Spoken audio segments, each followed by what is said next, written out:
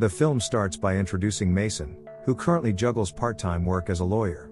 In the beginning scenes, he's absorbed in an old photograph from his days as a member of the United States Special Forces. Before venturing into law part-time, Mason was a highly skilled soldier in the Special Forces. Since childhood, he harbored a strong passion for combat, always standing up for his less strong friends. This dedication eventually led him to undergo military training in the United States and later become selected for the Special Forces team. One particular day, Mason received a mission to eliminate the president of Palonia, an African nation predominantly inhabited by Latin people. The president in question was notorious for treating his own citizens harshly. As Mason was en route to Palonia, the helicopter carrying him and his team came under attack from the forces loyal to the Palonia president. It was a terrible incident, resulting in the loss of some of Mason's comrades. Fortunately, Mason survived and returned home, but the experience left him traumatized. He eventually decided to leave the military and has been working as a part-time lawyer since. After a moment of reflecting on his past, Mason swiftly heads out to drop off his daughter at school. During the ride, his daughter mentions that one of her friends is bothering her. Mason suggests she stand up for herself, even jokingly proposing she could use a playful tactic to make her friend think twice. After dropping off his daughter, Mason heads to his office, where he receives an unexpected visit from his former military leader, Sebastian. Sebastian explains that he wants Mason to accompany an American journalist on a mission. Initially hesitant due to his desire to distance himself from weapons and combat, Mason is tempted by Sebastian's offer of a generous salary, especially when he mentions that the assignment will take place in Palonia. Sebastian emphasizes that Mason's sole responsibility will be escorting the journalist Clara, who is set to interview Polonia's ruthless president. Sebastian chose Mason for this task due to his past experience in Palonia, even though it didn't go smoothly. Mason requests some time to ponder over it and assures Sebastian he'll convey his decision the following day. After a little while, Mason heads to pick up his daughter from school. To his surprise, he finds his wife Rebecca there. The school had contacted her because their daughter had used a rock to defend herself against a bothersome classmate, resulting in the injured child having to go to the hospital. Their daughter admitted she did it because her dad, Mason, had suggested it. This deeply upsets Rebecca because Mason had imparted the wrong advice. Adding to their predicament, they now have to cover the hospital bills for the injured child and pay a fine to the school. Sadly, Rebecca doesn't know how to come up with all that money as Mason hadn't provided her with any funds for several months, given his role as a part-time lawyer. Feeling guilty about the situation, Mason discusses with Rebecca whether he should accept Sebastian's mission. He explains that the mission would provide them with a substantial amount of money to cover all their losses. Initially, Rebecca expresses concern about Mason embarking on the mission, fearing he might not return. However, she also realizes that their family is facing financial challenges and doesn't have many options. In the end, she grants Mason permission to go. A bit later, Mason reaches out to Sebastian, letting him know he's ready to embark on the mission immediately. Sebastian then requests Mason to meet the journalist, Clara, he'll be escorting, conveniently located at his office. Mason connects with Clara, wasting no time informing her that Sebastian has sent him to accompany her for an interview with President George Venegas in Palonia. Mason and Clara set off for Palonia to meet President Venegas. Mason remains cautious, keeping his distance from Venegas, concerned that he might set a trap for them. After a welcoming reception, Venegas takes Mason and Clara to the state palace for the interview. However, on the way, they are suddenly attacked by an unidentified military group. Mason promptly fights back, successfully overcoming all the attackers. Initially suspicious that Venegas might be behind the attack, Venegas swears that those weren't his people and that they seemed to be after him as well. Venegas shared that he had been facing sudden attacks from unidentified forces for the past few months. He aimed to be interviewed by Claire to draw international media attention to this issue. Despite Venegas's explanation, Mason still had reservations about trusting him. Therefore, he decided to leave with Claire. During their journey, Mason contacted Sebastian, requesting a rescue helicopter due to the recent attack by an unknown military group. Upon hearing this, Sebastian asked Mason to send their current location, assuring him that a rescue helicopter would be dispatched within 20 minutes. As promised, a helicopter approached 20 minutes later. However, to their surprise, it wasn't the one Sebastian had sent, it was from the enemy group still pursuing them. Recognizing the danger, Mason swiftly grabbed Clara, and they made a run for it, leading to a chase and a shootout in the forest. Whenever he had the opportunity, Mason attempted to shoot down the pursuing helicopter, successfully bringing it down. After the helicopter was destroyed, 2 remaining enemy troops had them cornered. Initially feeling trapped, they were surprised when Venegas appeared and took out the attackers. Mason began to realize that the military group wasn't operating under Venegas's orders. So, he and Claire decided to team up with him. Later on, Venegas extended an invitation for Mason and Claire to take a break in a nearby village, which turned out to be his hometown. On a different note, a mercenary named Mike received a call from a mysterious man, instructing him to track down Venegas, as well as Mason and Clara. As Venegas, Mason, and Clara arrived in Venegas's hometown, they were warmly welcomed by all the villagers.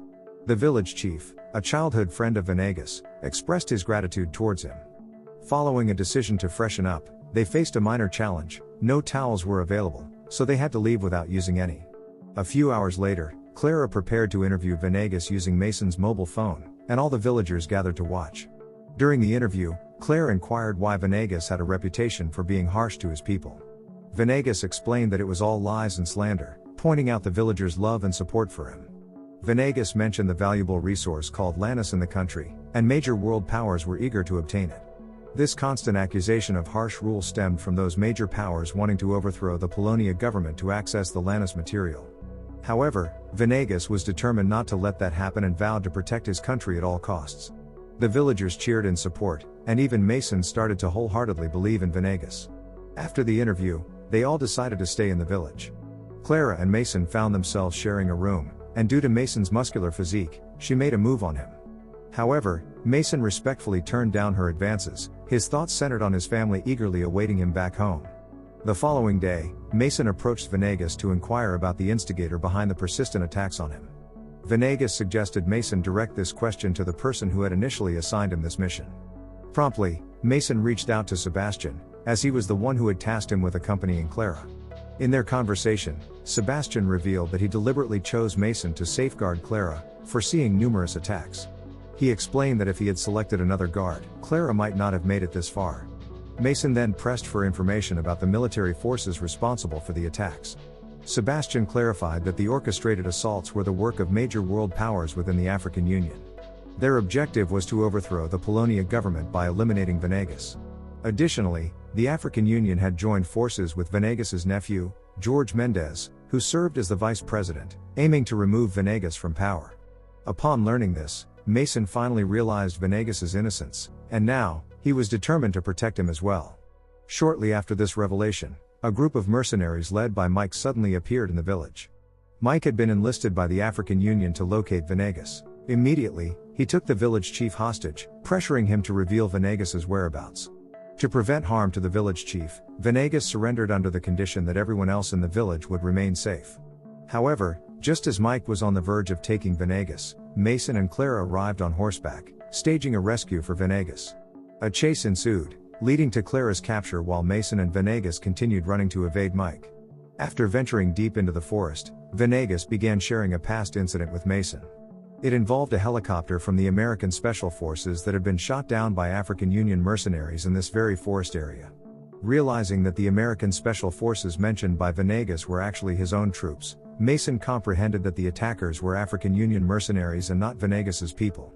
Filled with guilt, Mason struggled to find the words to express how sorry he was for misjudging Venegas as a villain. Venegas then suggested to Mason that he would be willing to exchange himself for Clara since she had no connection to their country's conflict. Following this, Venegas took Mason to his friend Smith's house.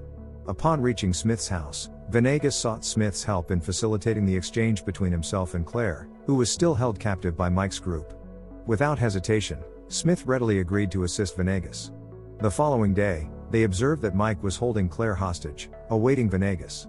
Surprisingly, Smith led the villagers in a protest right in front of Mike's forces, causing a commotion and diverting their attention. Amidst the chaos, Venegas successfully freed Clara and planned to take her to the presidential palace. Before departing, he extended an invitation to Mason, urging him to join because he intended to go live from the presidential palace to share the real story with the world. On the other hand, Venegas's nephew, Mendez, relaxed in the presidential palace, assuming Venegas had already been killed. Unexpectedly, Venegas arrived with Claire and Mason just as the treacherous commander of the Polonia forces showed up, attempting to attack Venegas, leading to a shootout. Ultimately, Venegas overcame the commander, and Mendez was fatally shot. Shortly after, more soldiers arrived, aiming their weapons at their own president, Venegas. These soldiers believed that Venegas had killed Mendez and the commander. Venegas detailed the entire sequence of events, and his narrative found support in video recordings on Clara's phone. This effectively convinced the soldiers that he was telling the truth. A few moments later, Mike and his mercenaries launched a sudden attack on the presidential palace, igniting a fierce battle between the African Union mercenaries and the Palonia forces. Amidst the chaos of the fight, Mason found himself in a challenging situation with Mike. Fortunately, Claire came to Mason's rescue, and his decisive actions were broadcast live on Clara's phone. After some time, Mason and the Palonia forces received assistance from Sebastian and his troops, ultimately defeating Mike's forces. Several days later, the truth about President Venegas of Palonia was broadcast on international TV channels. The world now recognized Venegas, the president of Palonia, as a genuinely good person who had been falsely accused by greedy individuals seeking to exploit the country's natural resources. On the home front, Rebecca, witnessing her husband's heroic actions on TV, felt an immense sense of pride in Mason, the part-time lawyer who had saved an entire nation. The next day, Mason finally returned home, receiving a warm hug from Rebecca. Additionally, he received uplifting news from Sebastian, who had sent Mason a mission payment of $5 million. Learning this, Rebecca was thrilled, knowing that financial worries were now a thing of the past.